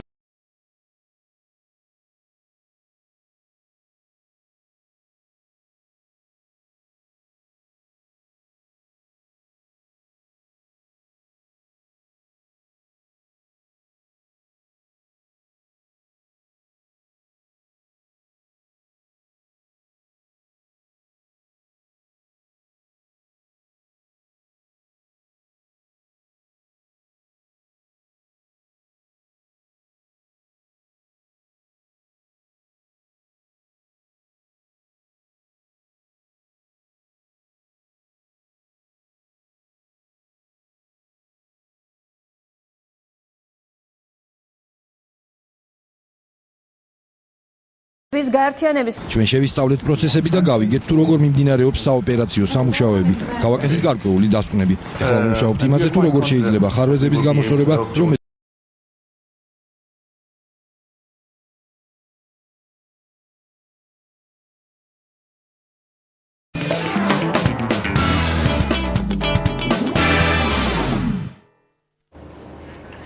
მოგესალმებით კიდევ ერთხელ და რაზე ვისაუბრებთ თემაზე მალფუჭებადი პროდუქტები. ჩვენი სტუდიის სტუმრები არიან სურსათის უვნებლობის სააგენტოს დეპარტამენტის უფროსი კახა სოხაძე, სურსათის დეპარტამენტის რისკის ანალიზის სამმართველოს უფროსი თამთა მიქანაძე და თერაპევტი ქალბატონი დარეჯან გაბუნია. ისინი ჩვენი სტუდიის სტუმრები არიან და მე სწორედ მათთან გადავდივარ ახლა სასაუბროდ. მოგესალმებით და ძალიან დიდი მადლობა სტუდიაში მობრძანებისთვის. გაფხულია ტემპერატურა მატულობს, ბუნებრივია, ხშირია კვებითი ინტოქსიკაციები და სახელმწიფო რა აღონიზიებებს ახორციელებს, თუნდაც პრევენციის მიზნად კახა თქვენგან დავიწყოთ. ანუ ზაფხულის დადგომასთან დაკავშირებით უკვე აქტუალური არის ეს თემა, მალფუჭებადი სურსათი, მისი რეალიზაციის პირობები და რა თქმა უნდა პრევენცია სურსათის გამოწვეული დაავადებებისა. ნუ ყველა სურსათს ჯერ გავაკეთოთ განმარტება, რომ მალფუჭებად სურსათად განიხილება ის სურსათი, რომლის შენახვის პირობები, ტემპერატურა არის +6 გრადუსი და 72 საათს არ აღემატება მისი მოხმარების ვადა. ჩამოთვალოთ ეს რა პროდუქტია? ჩვენ შეგვიძლია ჩამოთვალოთ, რა თქმა უნდა, ხორც პროდუქტები. ბუნებრივია. რომელსაც თერმული დამუშავება არ აქვს გავლილი და ყველა ცხოველური სურსათი რომელსაც განსაკუთრებული თერმული დამუშავება არ გაუვლია და პირდაპირ უნდა მიეწოდეს მოხმარებას. ესეთი საკითხია, რომ საერთოდ მოხმარების ვადას ადგენს წარმოებელი ბიზნეს ოპერატორი, ანუ რეალიზატორმა ზედმიწევნით უნდა დაიცვას ის მოთხოვნები, რომელიც მითებულია ეტიკეტზე, მათ შორის შენახვის და რეალიზაციის განსაკუთრებული პირობები, ტემპერატურული რეჟიმი და ანუ რა თქმა უნდა დაცული უნდა იქნას რეალიზაციის ვადა. ალბათ ის ძალიან მნიშვნელოვანია, რა მასალაში არის შეფოთული. ერთი არის რომ თქვა ვადები იყოს განსაზღვრული, როგორ პირობებში ინახებათ თვითონ პროდუქტი, როგორ მასალაში არის შეფოთული. რა თქმა უნდა, ამისთვის ცალკე არის შრომის ჯანმრთელობის და სოციალური დაცვის მინისტრის ბრძანება, რომელიც სურსათთან შეხებაში მყოფი მასალებისთვის აწესებს გარკვეულ ღრულ დონეებს და ამისათვის ჩვენ სააგენტო გასცემს ჰიგიენურ სერტიფიკატს ასეთ მასალებზე, რომ დასაშვები იყოს სურსათთან შეხებაში. ცილები განსაკუთრებულად უყვარს მიკროორგანიზმებს, რომლებიც ზაფხულში განსაკუთრებულად სწრაფად მრავლდებიან. ეს არის თქვათ ხორცი, რძერძის პროდუქტები, რაც ჩვენ ჩამოთვალეთ. და ის საინტერესოა, თქვათ როგორ გავარჩიოთ პროდუქტი, არის თუ არა დაბინძურებული და თქვათ შეუიარაღებელი თვალით რამდენად მარტივად აღსაქმელი ეს რიგითი მომხმარებლისთვის, რომელიც აპირებს კონკრეტული პროდუქტის შეძენას. ერთი არის ორგანოლეპტორი, ხო, თავისი სუნი, ფერი, თქვათ თავისი კონსისტენცია. ესე იგი ყველა პროდუქტს თავისი მახასიათებლები აქვს და შესაბამისად ადამიანი რომელიც იცნობს ამ პროდუქტს, ის მიხვდება, რომ მისი სუნის, თქვათ, არასასიამოვნო სუნი, არასასიამოვნო სითხე, გამონაჟონი, თვითონ ფერის მიხედვით მიხვდება, რომ ეს პროდუქტი არის გაფუჭებული. და საერთოდ იცით როგორ ამ ეს კვებითი ტოქსიკო ინფექციები, საერთოდ კვებითი მოწამლები დაკავშირებულია იმასთან, თუ საკვები რა შეიცავს მიკროორგანიზმებს, ამ მიკროორგანიზმების ტოქსინებს, შხამიან ნივთიერებებს და ხშირად ხდება დაუდგენელი, ანუ მიზეზი, რომელიც იწვევს მოწამვლას. რაც შეეხება ამ პროდუქტებს, ხო, განსაკუთრებით ფარში, კატლეტები, რძის პროდუქტები, ხო, ისინი მაცივარშიც კი შეიძლება გახდნენ მომწამვლელი, იმიტომ რომ ბევრი ბაქტერია, ვთქვათ, 6 გრადუსზე ზევით მრავლდება და როგორ უნდა შევინახოთ, მაშინ შენახვის პირობები უნდა ვიცოდეთ და როგორ ბრძანეს, რომ არა უმეტეს 2-3 დღისა, არა უმეტეს, ვთქვათ, ტემპერატურა 6 გრადუსზე ქვევით და რა თქმა უნდა, თუ ცოტა დიდხანსაა და თქვენ ვადა თერმული დამუშავება, სერიოზული თერმული დამუშავება ჭირდება. იმიტომ რომ ეს მიკროორგანიზმები იცით როგორ ხდება იქ თვითონ ამ პროდუქტში.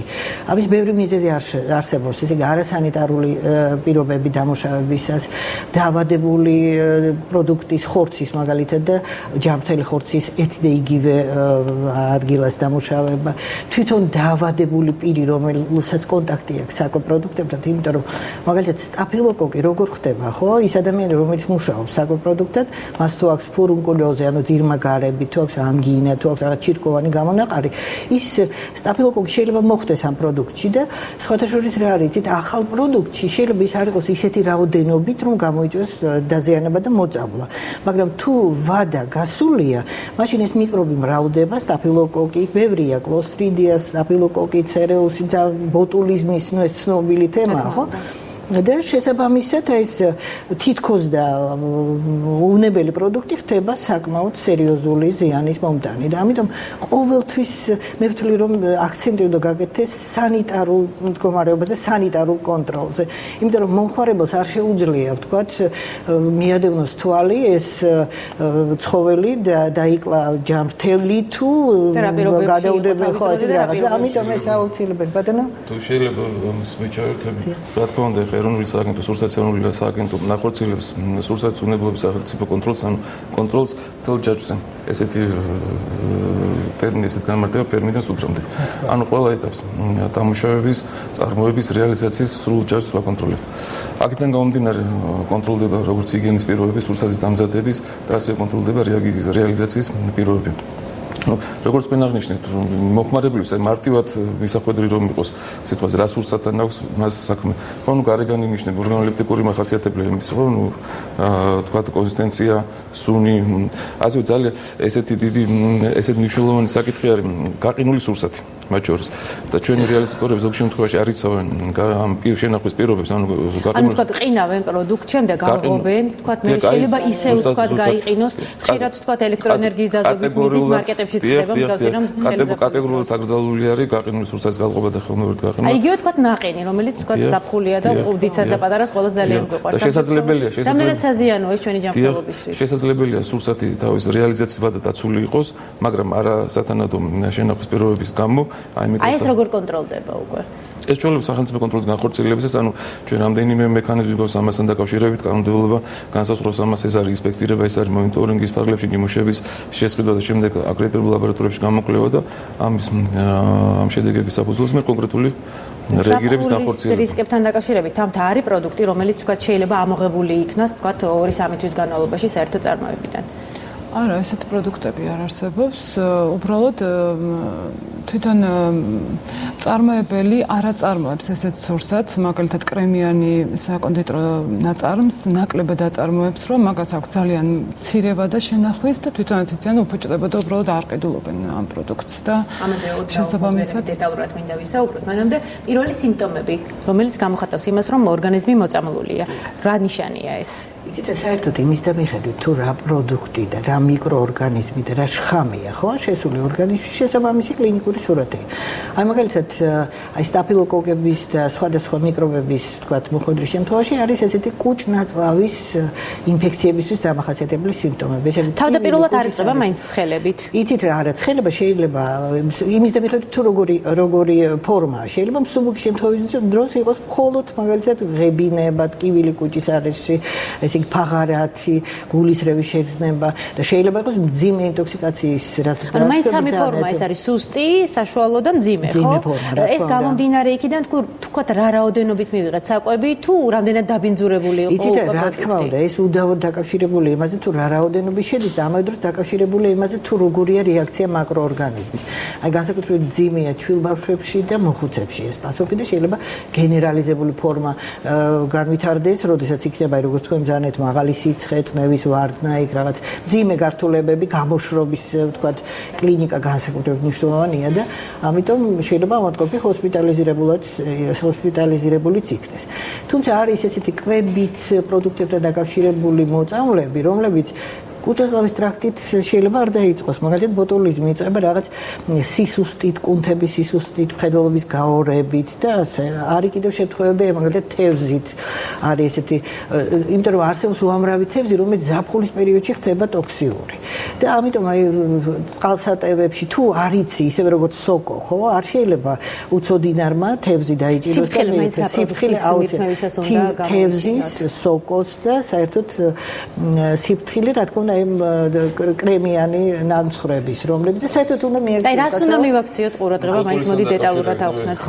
მოხმარებლებისთვის ცნობილი იყოს ჩვენი ტელემოყურებლებისთვის, ეს არის ჩინურ პირობებში დამზადებული კონსერვები, რომელიც წარმოადგენს ისეთ საკმაოდ მაღალი საფრთხის შემცველ პროდუქტს, სურცაც ბოტულისთან დაკავშირებით, ვინაიდან იგი გამოიმუშავებს ანაერობულ გარემოში, ან უჟანგბადო გარემოში ხდება ამ ტოქსინის გამომუშავება და თერმული დამუშავება და მაღალ ტემპერატურაზე დამუშავება ამ ტოქსინს ანადგურებს. წინააღმდეგ შემთხვევაში ხდება უკვე დაინფიცირება და ესეთ ძალიან მეტალურობა.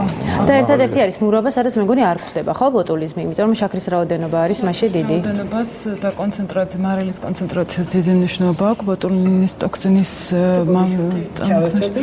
აი მურაბასთან დაკავშირებით რო გძარნეთ, ხო, აი კურკებით მოხარშვა, არც კომპოტის, არც მურაბის არ არის სასურველი. და რატო რა? იმიტომ რომ კურკაში არსებული ეს გული როა, ხო, ის შეიცავს ციანიდებს და შეიძლება ზოგიერთი სორტი, ანუ არ ზოგიერთი და გარკვეული განვითარების, ანუ ვეგეტაციის პირობებში შეიძლება აგროვებდეს აი ამ ნივთიერებას.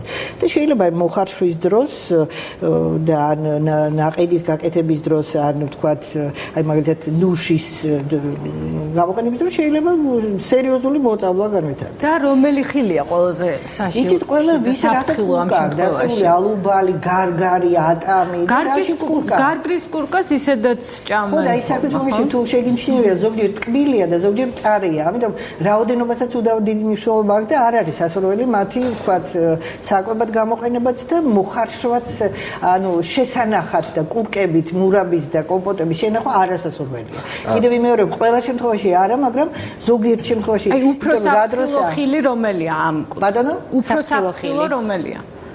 იცით რა, თვითონ ეს ხილი უსაფრთხოა, ჩვენ ხო კურკებს არ ვჭამთ, ხო მართალი, უბრალოდ კურკასთან ერთად აი მოხარშვა. ხო, მაგრამ როდესაც ამბობენ რომ კომპოტი განსაკუთრებულად სასარგებლოა ხველების დროს, როდესაც თქვა კომში კომში, რა თქმა უნდა, კომშის გული ეს არის მუკოლიტურიას, ლორწოვანი ნახარში გამოდის და ამ ხველებას უწყობს და ხველების დროს ჩვენ ზოგადად მინდა ვიკითხო უსაფრთხოების კუთხით სურსათის.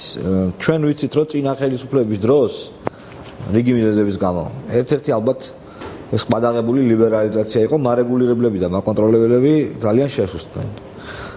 არ ვიცი ახლა კონკრეტულად რა პოლიტიკა გვაქვს ახლა, მაგრამ ხალხს რო უთხრათ, როგორ არის დაცული მოსახლეობა უხარისხოა დაგასული პროდუქტებისგან რა, პროდუქტები კონტროლდება ეს მაღაზიები. განშავალ გამიჟნა ლიბერალიზმს და სრულ ლიბერალიზმს ან ფსევდოლიბერალიზმს, რაც შეეხება არსებული მოქმედი კანონმდებლობის ფარგლებში და კანონმდებლობაში დაგეგმილია და ხორციელდება ესეთ მნიშვნელოვანი ცვლილებები, და ნუ არსებული ადამიანური რესურსების ფარგლებში დაკაც იგეგმება საკმაოდ ისეთი ფართო ცვლილებების ხორციელება, როგორც აღნიშნე, სურსათის უნებლობის კონტროლი ხორციელდება ყველა ეტაპზე, ანუ პირველად წარმოებიდან საბოლოო მომხმარებლამდე, მიწოდების ეტაპამდე, ასე ვთქვათ, რეალიზაციის ეტაპამდე. ეს არის წარმოებები, ეს არის სადისტრიბუციო ქსელი, სადისტრიბუციო კომპანიები, ეს არის მაღაზიები, მარკეტები და ასე შემდეგ. ნუ რა თქმა უნდა, მდგომარეობა იდეალური არ არის. თუმცა ამ ბოლო პერიოდის ბევრი მაგალითი შემეძლია მოიყვანო, მათ შორის ვადაგასული სურსათთან დაკავშირებით. ანუ იჯება სუპერმარკეტის მენეჯერი, ხო? ანუ თუ მაგალითად ნახეთ, რომ არის ვადაგასული პროდუქტი. ან არასათანადო პირობებში კონტროლის მეზობად განმარტებას გავაკეთებ. კონტროლის განხორციელებისას აუცილებელი პირობა არის, რომ დადგინდეს რომელ ეტაპზე მოხდა დაბინძურება ან სხვა რაიმე დარღვევა. ამის შემდეგ დგება უკვე კონკრეტული პასუხისგების საკითხი. ნუ ეხლა თუ რეალიზაციის ეტაპზე აღმოჩნდა რომ რეალიზაციის უკეთება ვადაგასულ სურსათს, რა თქმა უნდა, ეს რეალიზატორის პასუხისგებლობა და შესაბამისად აი პრესაში იყო განცხადებები, მე მგონი არასამთავრობო ორგანიზაციის, რომელმაც თავისი ინიციატივით ჩაატარა არაჟნის და სხვადასხვა პროდუქტის ატესტაცია, ტესტირება, ხო. და ითქვა პირდაპირ რომ ძალიან ბევრი ფირმის წარმოებული არაჟანი ან სხვა პროდუქტი, საერთოდ არ არის არაჟანი და პირიქით არის შემცველი რაღაც პრობლემების და თქვენ სახელმწიფო ახდენს თუ არა ესეთ ავტორიტეტული არასამთავრობო ორგანიზაციების დასკვნებზე რეაგირება. არასამთავრობო ანუ მოხმარებელთა უფლებადამცველი ორგანიზაციების ესეთ მესიჯებზე რა თქმა უნდა ჩვენ რეაგირებას ვახორციელებთ. ეს ჩვენ ძალიან მნიშვნელოვანი არის მათ მიერ მოწოდებული ყველა ინფორმაცია მიუხედავად იმისა, რომ ჩვენ შეიძლება აღმოჩნდეთ, რომ მათთან ესეთი მკაცრი ოპონირების ზოგ შემთხვევაში რეჟიმი შეგვიწევს მუშაობა. ეხლა რაც შეეხება კონკრეტულად არაჟნის თემას, დიახ, იყო ესეთი თემა, თუმცა მინდა განმარტო. ესეც ალსახად, რომ დღეს ამჟამინდელი მდგომარეობით საქართველოში ნორმატიული ან საკანონმდებლო განმარტება არაჟნის როგორც პროდუქტის არ არსებობს. გოსტი არ არსებობს? გოსტი არსებობს, გოსტი არის სტანდარტი, სტანდარტის გამოყენება საქართველოში ნებაყოფილობითი არის და არის კიდევ ესეთი მოთხოვნა სტანდარტთან დაკავშირებით, რომ სტანდარტის მოთხოვნები არ უნდა ეწინააღმდეგებოდეს საქართველოს კანონმდებლობის მოთხოვნებს. მოიცა, აი დავუშვათ რაღაცა გავაკეთე ნივთიერება და არ არის გოსტით მითითებული არაჟანი, მაგრამ არაჟანი დავაწერე. ეს არ არის კანონდარღვევა? მე კიდევ ერთხელ მოდით გავიმეორებ, რომ არაჟნის განმარტება პროდუქტი, თუმცა სხვა ქვეყნებში, მათ შორის ევროპულ ქვეყნებში არსებობს განმარტება არაჟანი რა პროდუქტია, რისგან უნდა მზადდებოდეს და რას უნდა შეიცავდეს. კი ბატონო. საქართველოში მსგავსი განმარტება სამწუხაროდ არ არსებობს. ამ შემიძლია რაღაც გავაკეთო და გემოქონდეს არაჟნის, მაგრამ არ იყოს არაჟანი და დავაწერო არაჟანი. მაგრამ შემადგენლობაში უნდა იყოს მითითებული რა ინგრედიენტებიდან არის დამზადებული. ეს უკვე ეტიკეტირების წესი არის, ეს უკვე ეტიკეტირების მოთხოვნები არის და კაცრად უნდა იყოს დაცული ის ინგრედიენტებიდან. აი ნაყინის თუნდაც ჩამოსასხმელი ნაყინი თამთა რამდენად კონტროლდება ან იმპორტირებული თქვა ნაყინი ნიმუშები ყოველწლიურად ხდება ნიმუშების აღება და ლაბორატორიაში კონტროლი მაგალითად ჩარშან ერთ-ერთ ნაყინში რომელიც ავიღეთ დარღვევა არ ყოფილა იყო ზოგიერთ ნაყინში თქვა რაღაც მცირე გადაცნობა საერთო მიკრობების რაოდენობა, ოღონდ ეს დასაშვებია კანონმდებლობის ფარგლებში. ნორმაში ხდება. ქალბატონ დარიჯანი, აი უკვე აღმოვაჩინეთ, რომ ჩვენ ვართ მოწამლული. პირველი, რასაც ვაკეთებთ, ოჯახის პირობებში, ბინის პირობებში, სანამ ექიმი მოვა, რა ღონისძიებები უნდა ჩავატაროთ. კუჭის აბორეცვა. და მე როგორ ხდება ეს ყველაფერი? ხდება წყლით, ან თქვა სოდიანი წყლით შეიძლება იყოს ბორჯომი შეიძლება. ანუ 2 საათის განმავლობაში კუჭში გროვდება ისაკები, რომელიც თუ ღებინება გრძელდება, ესე იგი სამედიცინო დაწესებულებაში ზონდითაც ხდება ხოლმე კუჭის ამორეცვა. ხო, მაგრამ ჩვენ საუბრობთ იმ თემაზე, როცა ჯერ კიდევ ოჯახში ვარ და სანამ ექიმი რა თქმა უნდა, სახლში რამდენიმე ესე იგი პირველ ერთჯერზე შეიძლება 2-3 ჭიქის დალევა, მერე ენის ძირის გაღიზიანება და ამოღება. ბავშვებზეც იგივე მეთოდებია. იცით, ბავშვებშიც თუ რა თქმა უნდა ბავშვს შეუძლია ამის მიღება და თუ ადამიანი გონებაზეა, იმიტომ რომ ხანდახან ზოგიერთი მოწამვლა იწვევს სერიოზულ, ვთქვათ, ნერვული სისტემის სერიოზულ დარღვევას, ცნობიერების დაბინდვას, შესაბამისად, ესეთ უგონო მდგომარეობას და ამიტომ ასეთ შემთხვევაში რა თქმა უნდა სასწრაფო ჰოსპიტალიზაცია საჭირო და იქ უნდა გაკეთდეს ამორეცხვა, უნდა გაკეთდეს გამწმენდი ოყნა და ამორეცხვის შემდეგ საფაღარათოს ადლევენ მარილოვანს. ეს გავსი სიმპტომები აქვს ალერგიასაც, როგორც ვიცი, რა, ალერგიულ ფასადს. რა თქმა უნდა, რომ არსებობს ყვებითი ალერგიაც და შესაბამისად საერთოდ მოწამვლა ძალიან ესეთ როგორ გითხრათ, პოლიმორფული, ესე დიდი მრავალი სიმპტომით ხასიათდება. ვთქვათ, რომ მეგონოთ ალერგია გააკეთონ ნემსი ალერგიის საწინააღმდეგო, ამ შემთხვევაში რთულდება ვითარება თუ არა, პირიქით მაგალითად არის ასეთი თევზით მოწამვლის შემთხვევაში, ეს სკუმბრია როა, ხო, ეს სკუმბრით მოწამვლის შემთხვევაში შეიძლება დაგჭირდეთ ანტიჰისტამინური პრეპარატები, ანუ ალერგიის საწინააღმდეგო, მაგრამ იქ იცით როგორ არის, იქ მარტო ალერგიაზე არაა ლაპარაკი, იქ გარდა მიკრობებისა, გარდა ტოქსინებისა, იქ კიდევ გროვდება ესეთი რაღაც შხამიანი ამინები და ერთ-ერთი ჰისტამინია, რომელიც სწორედ ალერგიაში ღებულობს, ალერგიულ რეაქციებში ღებულობს მონაწილეობას და შეიძლება ავადმყოფს ხონდეს გამონაყარიც, გაწითლებაც, ქავილიც, აი ზოგიერთი თევზით მოწამვლის შემთხვევაში. ასე რომ ძირითადად მაინც ადამიანმა რა უნდა გააკეთოს? ჯერ ერთი უნდა შეინახოს ის ულუფა რა ჭამეს, თუ ჯგუფური მოწამვლა, მაშინ მithumedes. ასე შემთხვევაში რა თქმა უნდა აქ ინტენსიური. და ეხლა ფაქტიურად ეს არის ვიმეორებ. შემდეგ კვლევა ხდება, ხო? აუცილებლად უნდა მოხდეს კვლევა ულუფისაც, შესაბამისად ნაღებინარი მასისაც და ფეკალური მასისაც, იმიტომ რომ აქ ლაპარაკია თუ იქნება აქ სალმონელა, იერსენია, რაღაც არის ესეთი პათოგენური, ვთქვათ, მიკრობები, რომლებიც შეიძლება სერიოზული პრობლემის მიზეზი გახდეს კონკრეტული პიროვნებისთვის. აი მაგალითად იერსენიამ შეიძლება რამდენიმე თვე და წელიც კი გამოიწვიოს სერიოზული და ხშირად ესეთი არის ესეთი კრონის დაავადება. სამონელო უფრო მალე ჩდება, ხო და იცით რა ყველა რჩება, რა თქმა უნდა, მალე, მაგრამ არის და არ მოჩენას არ გულისხმობ გამოხატვა, თქვა მალე ხდება. როგორ არის, აი ყველაზე ოპტიმალური, ანუ შეიძლება ითქვას, ეს არის 24 საათის განმავლობაში, თუმცა ზოგიერთი იწყება 2 საათში, ზოგიერთი იწყება 6 დღის და 10 დღის, აი ბოტულიზმი მაგალითად 10 დღის შემდეგ შეიძლება გამოვლინდეს და ზოგჯერ სუბუქის შემთხვევების დროს მიდიან, იმიტომ რომ გაორება აქვს და კონკრეტულად ვერ ხედავენ რაღაცებს.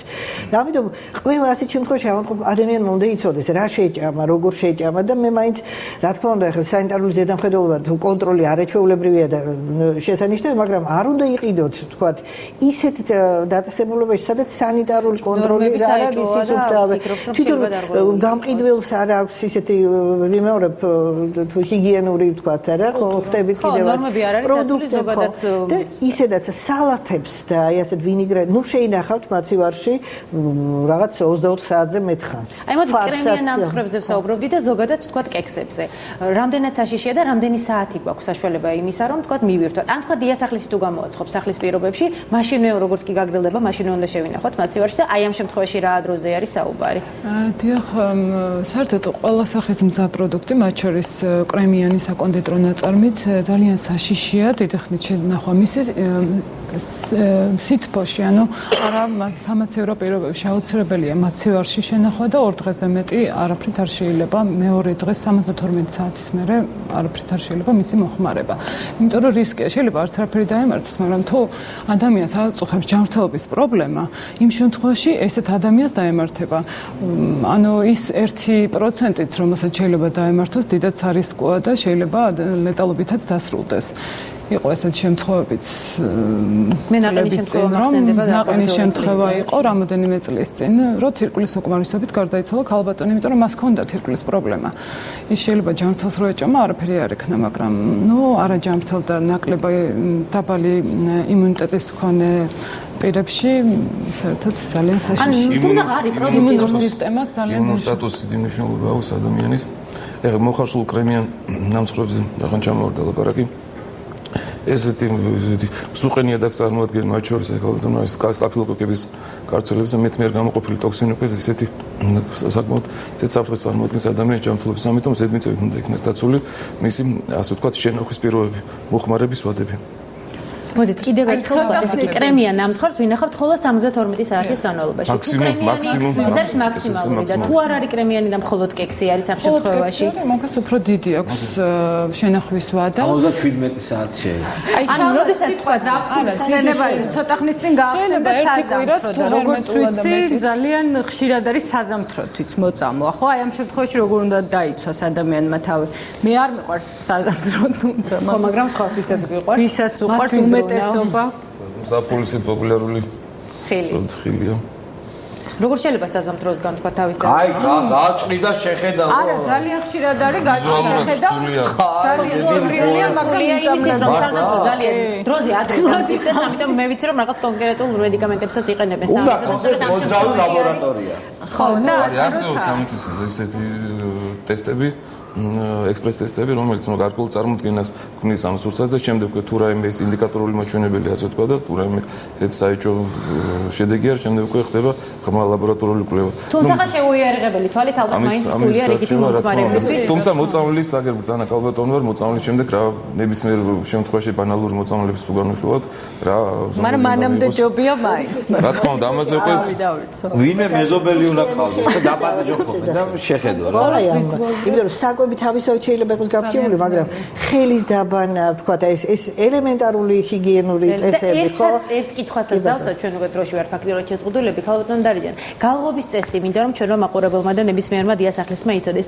შეიძლება თუ არა წყლის ჭავლით გავადნოთ ნებისმიერი პროდუქტი. ხორცს პროდუქტი იქნება ეს, ვთქვათ, ქათამით, თევზი. მე ვიცი რომ ერთადერთი თევზი არის ის პროდუქტი, რომელიც ჭავლით და წყალში შეიძლება გავალყო. დანარჩენი უბრალოდ ოთახის ტემპერატურაზე და გარკვეული საათის განმავლობაში. წყლის ჭავლით მაგალითად შეიძლება თუ პროდუქტი საღია ვიტამინებს და მინერალებს. იცით რა მინერალებს ნახეთ ეს გასაგებია თვითონ გაყინული პროდუქტი რომ ბევრად შორსაა ჭეშმარიტი პროდუქტისაგან ახალი პროდუქტისაგან მაგრამ ფაქტია რომ თუ პროდუქტი არა აბსოლუტურად თუ პროდუქტი არის საღი მაშინ არ არის მიკრობები კიდევ ვიმეორებ იმიტომ რომ დასაწყისშიც კი შეიძლება იყოს მიკრობები მაგრამ არ იყოს ის რაღაც რაოდენობა ხო 10-ის მე-5 უნდა იყოს იმაზე მეტი რომ სხვა რომ არ ვარგიან ხო იქაც სხვადასხვა გააჩნია რომელი მიკრობია ანუ 10 მე-3 ხარისხით გაცემულში გაყინულში უფრო მაღალია რა თქმა დამუშავებულში უფრო მაღალია აბატონო ხო და ანუ თუ ეს არის დასაშვები პირველად შეიძლება მოხარშვის არაფერი პრობლემა არ იყოს მაგრამ თქვენ რომ ამას შეინახავთ მაწივარში ხო არ შეინახავთ თქვა მაგათი 6 გრადუსზე ქვევით და იყიდება 2 და 3 დღე და მეტი რა თქმა უნდა შანსი მოწამვლის არის იმიტომ რომ ის ერთი მიკრობი 100 მიკრობს აჩენს რამდენიმე წუთის განმავლობაში ხო ასეა რა იმიტომ ამიტომ ეს ხო გეომეტრიული პროგრესით მიდის და ამიტომ ეს უნდა და სხვა შორის ეს მინდოდა კიდე მე თქვა იმ მწვანე კარტოფილთან შედარებით ზოგმა არ იცის რომ გამწვანდება ეს კარტოფილი სერიოზული შხამია ანუ ის აუცილებლად და შეიძლება იცი რა თქმა უნდა სიღატაკის ქვეყანაში ხანდახან იმ მწვანე ფენას აცლიან და რაც რჩება ის არის მაგრამ ეს იმ შემთხვევაში ხდება როდესაც მზეზე არის კარტოფილი როცა მზეზეა და იცით რა რო შეჭამ ამ კარტოფილს თუ ვინ შეჭამს ხო ეწყება რაღაც ენის წვა და მე ეწყება დისპეპსიური მოვლენები ასე რომ მაყურებელს ურჩიეთ რომ გაითვალისწინოთ ჩვენი რჩევები და მიიღოს მხოლოდ ჯანმრთელი და ჯანსაღი პროდუქტი. გავუსვამ, ესე იგი, იცით რა თქმა უნდა სანიტარული სახელმწიფო ზედამხედველობა არაჩვეულებრივია კონტროლი, მაგრამ აი უბრალოდ სხვისგან ქუჩაში ნუ იყიდით რაღაცებს ისეთ რომელიც ხო ასეა. და შესაძლოა მოერიდეთ სოკოს და თევზებსაც. გარევაჭრობასთან დაკავშირებით. გარევაჭრობა როგორც მოვასწრებთ ქვეყანაში აკრძალულია. და თუმცა ეს ქაოსური ვაჭრობა მაინც ხდება და აქედან გამომდინარე მოხმარებლებს მინდა ვთქვა რომ მაქსიმალურად მოერდონ მით უმეტეს სამხურდის პერიოდში და თბილ პერიოდში და მეტი ყურადღება გამოიჩინონ მსგავსი პროდუქტების შეძენისას. ძალიან დიდი მადლობა. თერმულ დამუშავებას არ განიცდის და ისე პომიდორი შეიძლება, მაგრამ თუმცა იქაც არ უნდა იყიდოს. ძალიან დიდი მადლობა საინტერესო რჩევებისთვის და გემშვიდობებით ჩვენს ეთერში ახლა რეკლამის დროა. მადლობა.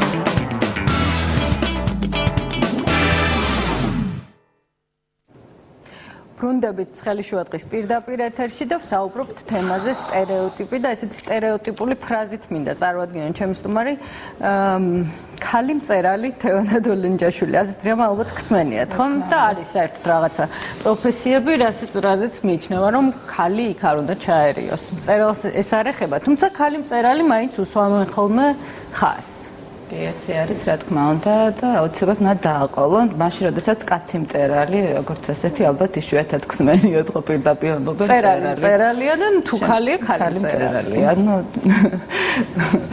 ხუმრობით მწერალკა ესეც უთქვამთ მეგობრებს ანუ რაღაცნაირად ესეთ მაინც ქესის მინიშნება ხო რაღაცა და აი ვთქვათ რეჟისორ ქალებზეც ამბობენ იგივეს რომ ქალი არ უნდა იყოს რეჟისორი რატო ეს სტერეოტიპია ხო პრინციპში არ უნდა ვერ იქნება კარგი ოპერატორი თუმცა მე შემიძლია დავასახელო რამდენიმე კარგი ხალი ოპერატორი. ხო, ნუ სტერეოტიპები მაგეხსენებათ რომ როდესაც მკვიდრდება მე მათი დანგრევა რთული არის და დარღვევა და ესე მოხდა მაგალითად ესეც მსმენია ხშირად რომ ქალებს არ ვკითხულობ მკითხველებისგან ნუ მართლა ჩემი კოლეგებისგან არის ასე ქალებისთვის წასაკითხი წერა ნუ ეს გასაგებია რა თქმა უნდა არის ეგრეთ წოდებული ჟენსკაია ჩწივა ესეთ და ეს სხვა თემა არის როდესაც ისე როგორც არის დეტექტივები ისე როგორც ბულვარული რაღაც ჟანრობრივად მაგრამ სხვა თემა როდესაც ჩვეულებრივ ძალებს თქვა ცდი ესე რომ თქვა მწერლობაში და იქვე მოგეკერება იარლიყი რომ შენ ხარ რადგან ხარ ქალი მწერალი ამიტომ აუცილებლად შენი წიგნები იქნება ქალებისთვის დაწერილი იქნება რაღაც ვარდბულბულიანი აი უმეტესად ესეთი სტერეოტიპიც არსებობდა რომ ქალები უფრო პოეტები არიან საქართველოში და პროზაიკოსი ქალი ისე მართალი რომ გითხრათ მართლაც იშვიათობას წარმოადგენდა და შეიძლება აქედანაც არის ამ სტერეოტიპის ერთგვარი შექმნის საფუძველი აი ქალები ცუდი მძღოლები არიან, კაცები კარგი მზარეულები არიან. აი პროცენტულად რამდენი ადამიანი უნდა იყოს ასეთი, რომ ეს უკვე სტერეოტიპად ჩამოყალიბდეს. იმიტომ რომ შემდეგ უკვე ამ სტერეოტიპს, რადგან ესეთი გამზადებული მოცემულობა ადვილად ვიღებთ, ხომ ადამიანები და იმის იქით მე ფიქრი თითქოს ხო არ გვეზარება, რომ ჩვენი საკუთარი აზრი ჩამოვაყალიბოთ. ესე გამოდის რა თქმა უნდა, რადგან როდესაც მზა ერთგვარი მზა რეცეპტი, ზა შტამპი გაქვს მოცემული, სტერეოტიპის წარმოშობა ხოს ეს არის ეს იყო გალვანური შტამპი. გამონაკლისები ხო არიან და აი ეს პროცენტი რამდენი უნდა იყოს დაახლოებით, რომ აი ეს სტერეოტიპი დაარღვიოს. ხო, მაგ შემთხვევაში იმასაც ვამბობთ, რომ არსებობს გამონაკლისი წესი რომ ადასტურებს. აქაც კი ამ სტერეოტიპს ისევ ვამკვიდრებთ და არ ვეწინააღმდეგებით. ხო, კი არის გამონაკლისი, მაგრამ ეს გამონაკლისი წესს ადასტურებს. პრინციპში ესე გამოდის, რომ ჩვენ მაინც გურჩევნია ვიყოთ ამ სტერეოტიპის ტყვე, კონდეს ეს კარგად ჩამოყალიბებული შეხედულება, რომელიც მოგვაწოდეს, რომელიც დამკვიდრდა და მის მსხვერპლობა უფრო რთული არის, ახლის დამკვიდრება უფრო რთული არის, გამოდის რომ სადღაც უმცირესობაში ხარ და ბევრს არ უყვარს ამ უმცირესობაში. თქვათ რაღაცა ესეთი სტერეოტიპული ფრაზების გამოყენება გვიწევს და გვიყვარს ხოლმე, რომელსაც კიდევ რაღაცების თვისებები ადამიანის დახასიათებისას, რომ აი ისიც ძალიან რელიგიურია. და ამაში გულისხმობთ და ჩვენი თანამოსაუბრეც იღებს ინფორმაციას, რომ ეს არის აუცილებლად სუფთა, აუცილებლად წესიერი, აუცილებლად სანდო ადამიანი, ხო და სხვა შემთხვევები ძალიან ბევრი. ნუ ის აი რაღაც ტიპიური ქერაქალია, ვთქვათ, ესეთი რამეც გვსმენია, ხო? კი ბატონო, ესეთიც რა ვიცი, უამრავი რამე. აზიელებს მიაწერენ ხოლმე კიდე რომ ცუდი მწყობრები არიან, ვთქვათ, ინგლისელები არიან ძალიან ცივები, ტემპერამენტით გამოაჩენენ ხო, ესპანელებს და იტალიელებს. ნუ ქალი მწყობრები რომ ცუდები არიან, ძალიან გავრცელებულია. თუმცა პროცენტულად როგორ არის? ალბათ მართლა არის გარკვეული პროცენტი, თუ ქალები რაღაც ცოტა უფრო მოგვიანებით დასხდნენ საჭესთან და ამის გამო უფრო გვიან აითვისეს ეს და ასე არის. მე თვითონაც ქალი მძღოლი ვარ და ცოტა აუსიამო არის, როდესაც ამას ეს მესმის და კიდევ ერთი სტუმარი შემოგვიერთდა, ბატონი ლევან შატბერაშვილი, ფსიქოლოგი, რომელსაც სიამოვნებით მინასალმები, საუბრობთ სტერეოტიპებზე და საიდან მოდის ეს სტერეოტიპი? ერთი შეკითხვა დავსვა. ზოგადად სტერეოტიპები არის სტერეოტიპების გარეშე შემოქმედება არის შეუძლებელი ჩემი აზრით, იმიტომ რომ ნებისმიერი შემოქმედება, ღირებული შემოქმედება არის სტერეოტიპების მსხვერპლობა.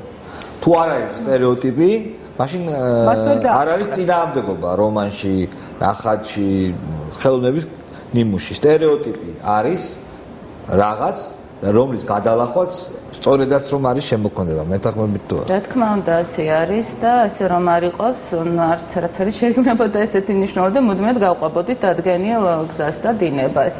ესე არის სტერეოტიპების მსხვერპლობა, მამ წარმოქმნა თუნდაც ის კარბეზი, ეპატაჟი, რაც ძალიან აღიზიანებს დღეს საზოგადოებას, მაგრამ შემდეგ უკვე ეს იქცა სტერეოტიპად. რომელი სტერეოტიპის მსხვერპლობა გახსენდება, რა საკუთარ შემოქმედებაზე ფიქრობ?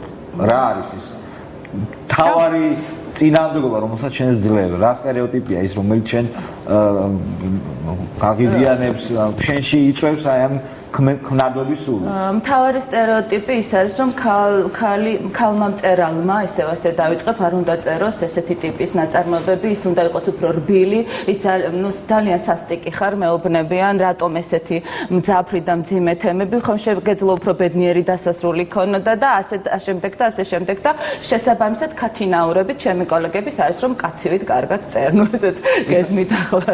ეს უკვე ქათინაური ესეც მესმის, რომ მათთვის არის სწორედ ფიქრობ მიზანი სწორედ გენდერული სტერეოტიპი. და ძალიან ხშირად ხვდებით აი ესეთ გენდერულ სტერეოტიპებს ჩვენს ქვეყანაში ყოველ შემთხვევაში, სხვაგანც ასეა. ეხლა სტერეოტიპი თავისთავად ფართო გაგებით არის დამახასიათებელი ზოგადად ნებისმიერი ჩვენთაგან ადამიანი სამყაროს სხვანაირად ვერ შეიმეცნებდა, ხო, რაღაცა, ანუ ფსიქოლოგიური, ასე ვთქვათ, თვალსაზრისით სტერეოტიპი ცოტა სხვა რამეს ნიშნავს რა. ჩვენ ყველა სტერეოტიპული ვართ, ჩვენი ახლა სტერეოტიპი და პოლიტ ესეთი რო არ იყოს დაუშვათ იქნებოდა საშინელი ქაოსი. თუმცა ზოგი სტერეოტიპი ალბათ იწვევს იმას, რომ შევეკამათოთ. რას? ანგლის. თვითონ სტერეოტიპს. არა, სტერეოტიპი ეხლა როდესაც ეს გადადის დაუშვათ სოციალურ არ ღირებულებრივ სფეროში, აქ უკვე ცოტა რთულად გვაქვს საქმე. თუმცა აქაც სტერეოტიპები გვიადვილებს სამყარო აღვიქვათ. მაგრამ შემოქმედებითობა იმიტომ არის, ასე ვთქვათ, ამაზე ვამბობ, აქმის დონეზე და შეგრძნების დონეზე სტერეოტიპის გარეშე ეს სამყარო იქნებოდა ზოგადად ქაოსი, ხო? ამაზე არ არის ლაპარაკი. ყველა დიდი აღმოჩენა მოახერხა ხალხმა, რომელმაც გაარღვია დაუშვათ რაღაცა სტერეოტიპი, ხო? სტერეოტიპი ფართო გაგებით არის გარკვეულწილად რაღაცა პარადიგმა, ანუ წარმოდგენა სამყაროს შესახებ, ადგილის შესახებ, ადამიანის და ასე შემდეგ და ძალიან ბევრი შეიძლება ვილაპარაკოთ. თავისთავად სტერეოტიპი არც ცუდია და არც კარგი, ეს არის ის, რაც არის. მოდით ესე ვთქვათ, ეხლა ამიტომ შესაბამისად შემოქმედებას რაც ეხება, შემოქმედებით პროცესს რა თქმა უნდა სტერეოტიპები ზღუდავს. კარგი შემოქმედი ის არის, ვინც რაღაცა ახალ ფორმას დებს, რომელიც არ იმეორებს იმ ძველ ფორმებს, თუმცა შეიძლება ეხლა საერთოდ ახალი არ იყოს, მაგრამ რაღაცა ახალი ელემენტი იპოვოს ან აღმოაჩინოს, ხო? ამაში ესე. რაც შეეხება ქართულ სტერეოტიპებს. ანუ ჩვენ ყველა კუთხეს მივაწერთ რაღაცა თვისებებს. ქართველები საკუთარ თავზე საკმაოდ ისე კარგად ვსაუბრობთ, რომ ვართ ძალიან ნიჭიერიერი, რომ ჩვენნაირი ნიჭიერიერი არ არსებობს, ხომ არის ასე? ახლა ორი რაღაცა უნდა გავასხოვოთ ერთმანეთისგან. არის სტერეოტიპი და არის გარკვეულწილად ცრუწმენა, ეგრეთ წოდებული. ქართულში ესეთი ანალოგი სიტყვა არ არის. რითი განსხვავდება სტერეოტიპისგან? ის, რომელიც მხოლოდ ემოციაზე აგებული და ამას თან არ ახლავს რაღაც ლოგიკა. თუმცა მაგალითად ესეთი რომ ყველა ბეცარაბი ალბათ ახლავს სერათმიანი არის დაუშვათ, ხო? მისი ინტელექტი არის დაბალი. რაღაც ესეთი სტერეოტიპებია, რომელსაც უკანაც არანაირი კვლევა არ დევს, ხო? დიახ. ნუ ეს სტერეოტიპები არის აბსოლუტურად ბევრი მიმართულებით. ეს უფრო ხალი რომ უფრო ცუდად ატარებს, კვლევა არსებობს მაგას. კვლევაზე არ მithქვია, ინტელექტზე.